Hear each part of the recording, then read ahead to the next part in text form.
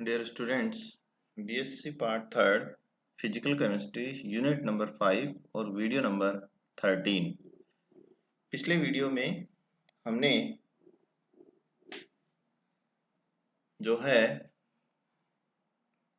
क्वथनांक में उन्नयन के बारे में पढ़ा था और उसके अणुभार के मध्य ऊष्मागति के संबंध के बारे में पढ़ा था।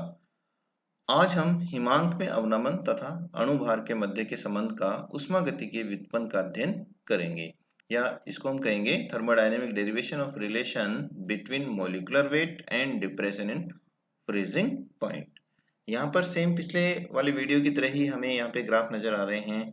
ग्राफ में वही वाष्प दाब है P0, P1, P0, P और P1। ठीक है, साथ ही यहाँ पे हमने टेम्परेचर यूज किया T0 और बाद वाला जो टेम्परेचर है दैट इज T1। यहाँ पर T0 पर जो है विलायक का वाष्प दाब P0 है, जबकि जब हम इसमें थोड़ा सा विलय मिला देते हैं उस स्थिति में इसका जो है हिमांक जो है वो कम हो जाता है, और हिमांक कम होने पर इसका वाष्प दाब P1 हो जाता है और उसके कॉरेस्पॉन्डिंग टेम्परेचर है T1। ठीक है, तो जब हम किसी भी विलायक में विलय मिलाते हैं तो उसके हिमांक में अवनमन होता है, या जो उसका जमाव बिंदु है हिमांक है उसमें कमी हो जाती है। इसी को जो है हम हिमांक में अवनमन के नाम से जानते हैं। यहाँ देखिए वाष्प दाब और ताप वक्र पीटी जो कर्व है प्रेशर और वाष्प दाब प्रेशर और टी फॉर टेम्परेचर कर्व के अनुसार T0 और T1 क्रमशः से शुद्ध विलायक और विलयन के हिमांक है तथा इनके वाष्प दाब क्रमशः P0 एवं P1 है। P जो है शुद्ध विलायक का वह दाब है जो उसे हिमांक बिंदु पर अति शीतलन से प्राप्त होता है। यदि ठोस का ऊर्ध्वपातन वक्र की समीकरण Ls सब्लिमेशन जो है कि गुप्त ऊष्मा हो तो क्लेसियस इक्वेशन के अनुसार हम इक्वेशन लिखेंगे ln P upon P0 equal to Ls sublimation के लिए ऊर्ध्वपातन की गुप्त ऊष्मा Ls upon R 1 upon T1 minus 1 upon T2।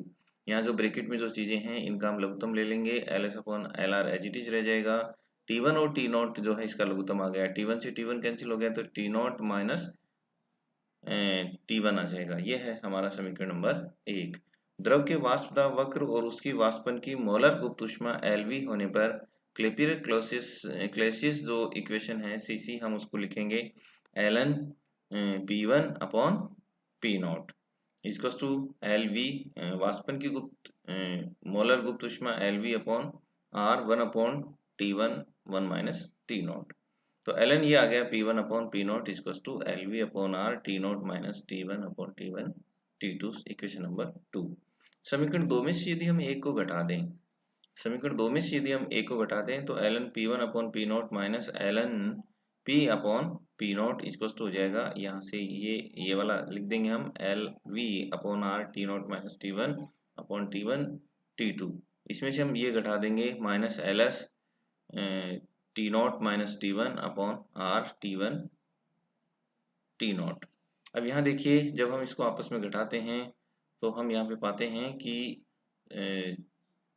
ln P1 minus ln P0 minus ln P plus ln P0, तो ln P0 से कट जाएगा, क्या बचेगा ln P1 minus ln P, तो इसको हम लिख देंगे ln P1 अपॉन P। इसी तरह से यहाँ पे LV और LS को माइनस के रूप में लिख देंगे, T0 माइनस T1 जो है कॉमन है तो इसको हमने इस तरह से लिख दिया, और ये भी R T1 T0 कॉमन है। यहाँ ये ln P1 अपॉन P लिख दिया, हम पहले भी लिख चुके हैं। माइनस हम इसको क्या लिखेंगे LS माइनस LV, सब्लिमेशन में से वेपोराइजेशन घटा देंगे तो वो LF होता है, या माइनस LF होगा तो LV माइनस LS हो जाएगा। तो यहाँ LV माइनस LS की जगह माइनस LF यूज कर लेते हैं। T0 minus T1 as it is आ जाएगा, और R T1 अपॉन T0 जो है वो भी एज इट इज रहेगा। तो इक्वेशन नंबर 3। हम ये भी लिख सकते हैं, अगर हम इस इक्वेशन को उल्टा कर दें ln P अपॉन P1 लिख दें तो ये माइनस जो निशान है वो गायब हो जाएगा, और हम लिख देंगे LF T0 minus T1 upon R T1 T0। यदि ln P अपॉन P1 है तो LF upon R del TF upon T1 T0। ये हो गया समीकरण number 5। For dilute solutions T1 और T0 बहुत नजदीक है, अर्थात T1 और T0 में ज्यादा अंतर नहीं है, अतः हम दोनों के लिए हम T0 इंटू T0 करके हम T0 स्क्वायर लिख सकते हैं, समीकरण नंबर 6। और ये हम मान आगे पुट करेंगे। इसी तरह से पद ln p अपॉन P1 निम्न प्रकार लिख सकते हैं। ln p अपॉन P1 को हम पिछली वीडियो की तरह ही minus ln P1 upon P लिखेंगे, और हम फिर माइनस ln P1 में जो है P को ही ऐड कर देंगे और P को ही घटा देंगे, तो कोई चेंज नहीं आएगा। अपॉन P1 रखेंगे तो हम ln 1 माइनस एक्स को हम माइनस एक्स लिखते हैं, तो इसमें से हम इसको एज इट इज लिख देंगे। P से P का भाग देंगे तो 1 आ जाएगा, माइनस अपनी जगह कॉमन ले लेंगे, P minus P1 upon P। अब ये फॉर्म आ गई हमारी। ln भी है हमारे पास में, 1 माइनस एक्स है तो हम इसको माइनस एक्स लिखेंगे, तो माइनस अपनी जगह रहेगा, ब्रैकेट में आ जाएगा minus P minus P0 upon P1। तो ln P upon P1 equals to P minus P1 upon P, क्योंकि माइनस माइनस क्या हो जाएगा, प्लस हो जाएगा। तो इक्वेशन आ गई 7। तीसरा जो हम इसमें यूज करेंगे वो है P1 minus P1 upon P equals to small n upon small n plus capital N। ये हमने पिछले वीडियो में लिखा या पढ़ा भी है, देखा है हमने कि स्मॉल n की वैल्यू कैपिटल N के अपेक्षाकृत या विलायक के मोल की बजाय बहुत कम होते हैं, अतः हम इसको लिख सकते हैं small n plus capital N equal to capital N। कब होगा ये सब, जब small n is very very less than capital N। P minus P1 upon P, तो small n plus capital N की जगह हम कैपिटल N लिख देंगे। हमारी इक्वेशन हो जाएगी समीकरण हो जाएगा हमारा 8। समीकरण 8 और 7 से हम एक कॉमन जो है इसमें दोनों में देखिए 7 का राइट हैंड साइड और 8 का लेफ्ट हैंड साइड दोनों आपस में बराबर हैं, अतः हम लिख देंगे ln P upon P1 equal to small n upon capital N। समीकरण 9 और समीकरण 5, ऊपर देखिए समीकरण नंबर 5 में देखिए ln P अपॉन P1 है, जिसको हमने लिख रखा है LF upon R del TF upon T1 T0। तो उस स्थिति में दोनों को हम आपस में बराबर कर देंगे, तो बराबर करेंगे तो हमारे लिए इक्वेशन आ जाएगी small n upon capital N equals to LF upon R del TF upon T0 T1। T0 T1 को हमने T0 स्क्वायर लिख ही रखा है, तो हम ये वैल्यू पुट कर देंगे इन दोनों की जगह, तो इक्वेशन हो जाएगी small n upon capital N equals to LF upon R del TF upon T0 square. हम डेल TF निकालना चाहें तो RT0 स्क्वायर n से मल्टीप्लाई में चला जाएगा और LF जो है इसके नीचे चला जाएगा, तो इक्वेशन ये वाली हो गई del TF equals to RT0 square upon LF into में आ जाएगा small n upon capital N। हम ये भी जानते हैं कि विलय के जो मोल हैं वो हम निकालते हैं W1 अपॉन M1 से, जबकि विलय के मोल निकाले जाते हैं W0 अपॉन M0 से। W1 है विलय का भार ग्रामों में, जबकि M1 है विलय का अणुभार। इसी तरह से विलायक का भार ग्रामों में है W0, जबकि M0 है विलायक का अणुभार। दोनों वैल्यू जो है यहाँ पुट कर दी जाएंगी, तो हमारी इक्वेशन 11 बन जाएगी del TF equal to RT0 square upon LF W1 upon M1 into M0 upon W0, और समीकरण होगी 11।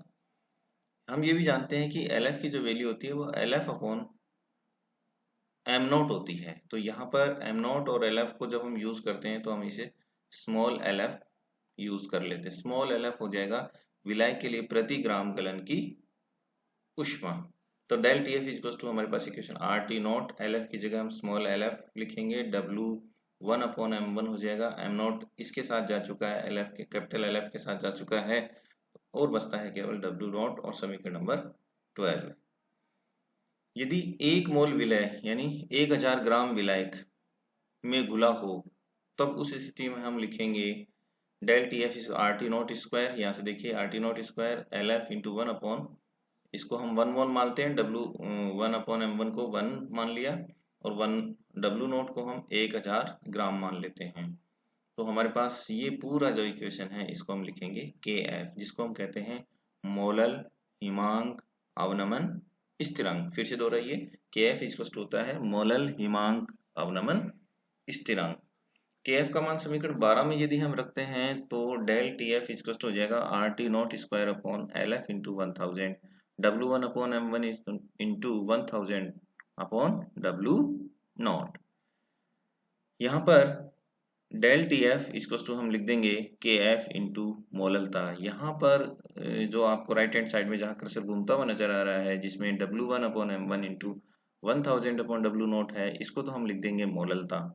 और RT not square L F into 1000 को हम लिखेंगे के एफ, क्योंकि यहाँ पे देखिए हमने डेल टी एफ को किसके बराबर किया, के एफ के बराबर किया।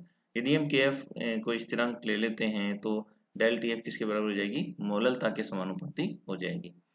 और in the last final we can write del Tf is equal to Kf and W1 upon M1 1000 upon W not. समीकरण 13 जो हिमांक में अवनमन एवं अणुभार में संबंध को बताता है। यहाँ से हम किसी विलय का अणुभार भी ज्ञात किया जा सकता है। M1 को आप यहाँ ले जाएं और डेल Tf को यहाँ ले आएं।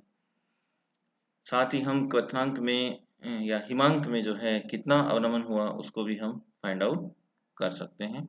तो समीकरण 13 हमें हिमांक में अवनमन और अणुभार में संबंध को बताती है। हिमांक अवनमन का हम प्रायोगिक निर्धारण या प्रैक्टिकली हम उसको किस तरह से जो है कर सकते हैं, इसके लिए हम एक प्रयोग करने जा रहे हैं। हिमांक अवनमन का प्रायोगिक निर्धारण या experimental determination of depression of freezing point. इसके लिए दो विधियां हैं, एक बेकमान विधि है और दूसरा है रास्ट विधि, जिसमें हम कैम्फर या कपूर का उपयोग करते हैं। बेकमान विधि में हम एक बेकमान एपरेटस यूज करते हैं। इस बेकमान एपरेटस में बाहर एक बीकर जैसी जो है एपरेटस है, इस एपरेटस के अंदर जो है हम हिमांक मिश्रण भर देते हैं। साथ ही इसमें क्या एक विडोलक यूज करते हैं या लगा देते हैं। एक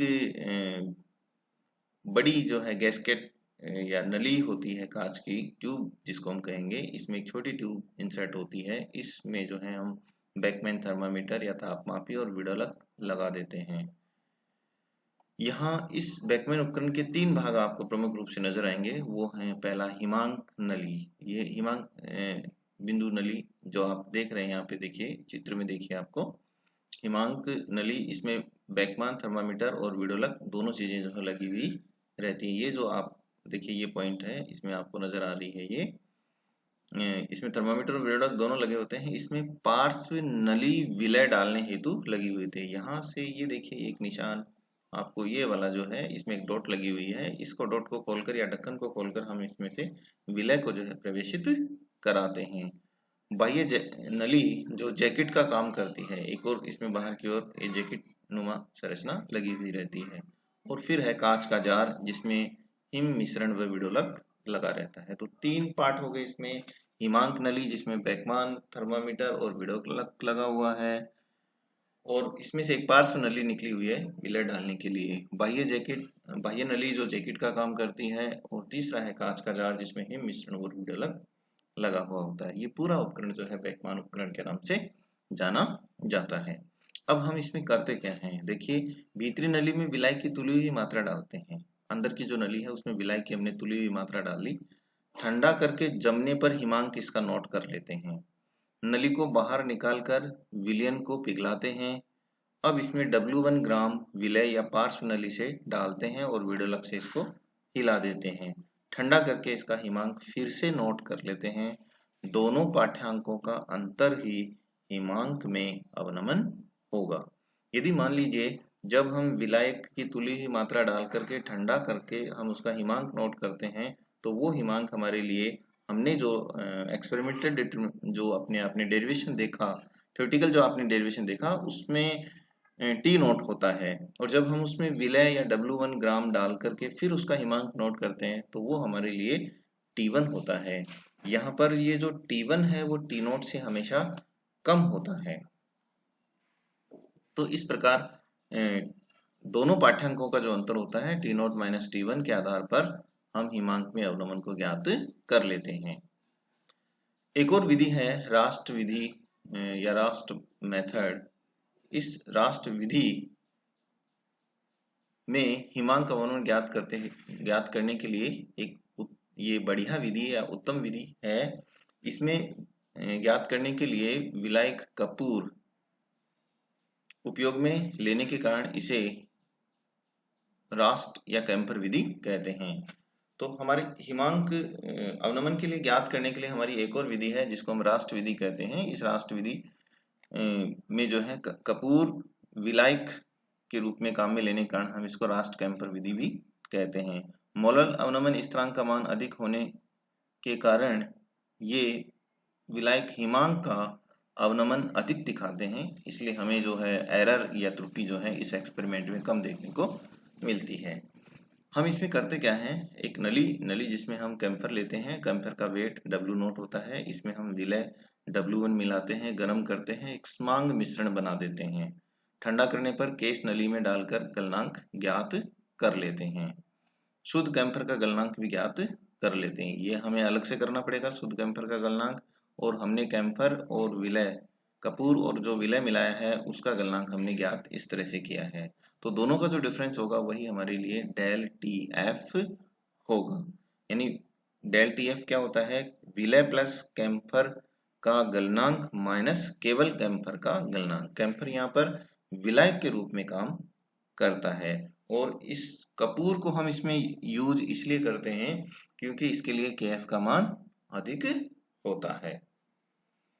ये विधि अच्छी मानी जाती है। क्यों अच्छी मानी जाती है, इसका कारण है कि ये अधिक संवेदनशील विधि है।